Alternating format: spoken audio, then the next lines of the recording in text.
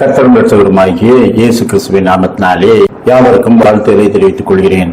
பரிசுத்த வேதாகமத்திலே குறிப்பிடப்பட்டுள்ள கோரேஸ் என்ற மன்னன் இஸ்ரவேல் ஜனங்கள் தங்கள் சொந்த தேசத்துக்கு திரும்பி சென்று தேவாலயத்தை கட்ட வேண்டும் என்று விரும்பி அவர்களுக்கு அனுமதி அளித்தான்.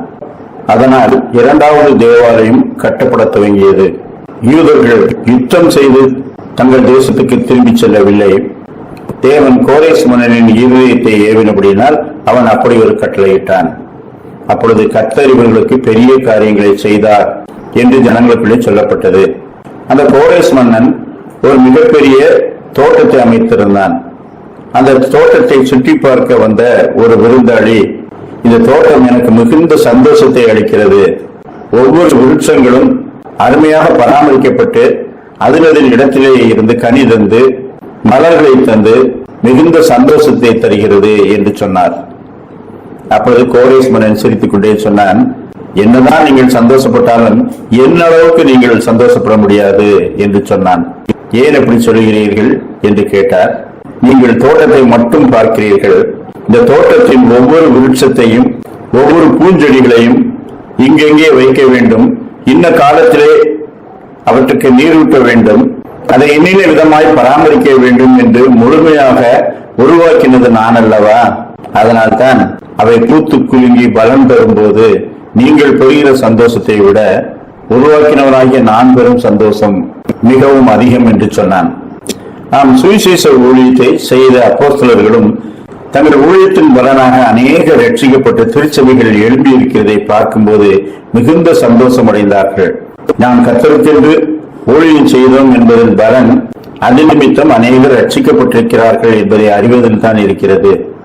நம்முடைய சுவிசேஷத்தை கேட்டு அநேகர் கர்த்தரிலே திரும்பினார்கள், அவர்கள் கர்த்தரை பற்றி கொண்டார்கள் என்ற செய்தி மிகவும் சந்தோஷம் உள்ளது. நாம் ஆதாயம் செய்து கொண்ட மக்களை நாம் பார்த்து மகிழ்வோம் என்ற அந்த நினைப்பே மிகுந்த சந்தோஷத்தை தருகிறது. கர்த்தருக்கென்று ஏதாயிலும் செய்தால் கர்த்தர் நிறைவான பலனை அளிக்கிறார். அதை கண்கள் காணாமலே அவர் செய்தால் மிகவும் சந்தோஷமான ஒன்று. 1 தெசலோனிக்கேயர் 2:19 எங்களுக்கு நம்பிக்கையும் சந்தோஷமும் மகிழ்ச்சியும் கிரீடமுமாய் இருப்பவர்கள் யார்? நம்முடைய கர்த்தராகிய இயேசு கிறிஸ்து வரும்போது அவருடைய சன்னிதானத்திலே நீங்கள் என்னவோ அப்படி இருப்பீர்கள். நீங்களே எங்களுக்கு மகிமையும் சந்தோஷமாய் இருக்கிறீர்கள். நாம் கர்த்தருடைய மந்தையாகிய திருச்சபையை உண்மையாய் மேய்க்கிறவர்கள், சுவிசேஷத்தை பரப்புகிறவர்கள், சுவிசேஷத்து நிமித்தம் பாடு அனுபவிப்பவர்கள் தங்கள் பலனை கர்த்தருடைய நாளிலே கண்டு மிகுந்த மகிழ்ச்சி அடைவார்கள். தாங்கள் செய்தவைகளின் பலன்களை இந்த வருடத்தை கண்ணார காணாவிட்டாலும் கர்த்தருடைய நாள் வரும்போது அதை கண்டு மகிழ்ந்து கர்த்தருக்கு நாம் நன்றி செலுத்துவோம். ஒரு ஆகாரத்தை தண்ணீர்களின் மேல் போடு, அநேக நாட்களுக்கு பின்பு அதன் பலனை காண்பாய் என்று வசனம் உண்டு. சுவிசேஷத்தை விதைக்கிறவர்களாய் உடன் பங்காளர்களாய் நாம் இருந்தால் அநேக நாட்களுக்கு பின்பு கர்த்தருடைய ராஜ்யத்தில் அதன் பலனை கண்டு மகிழ்வோம்.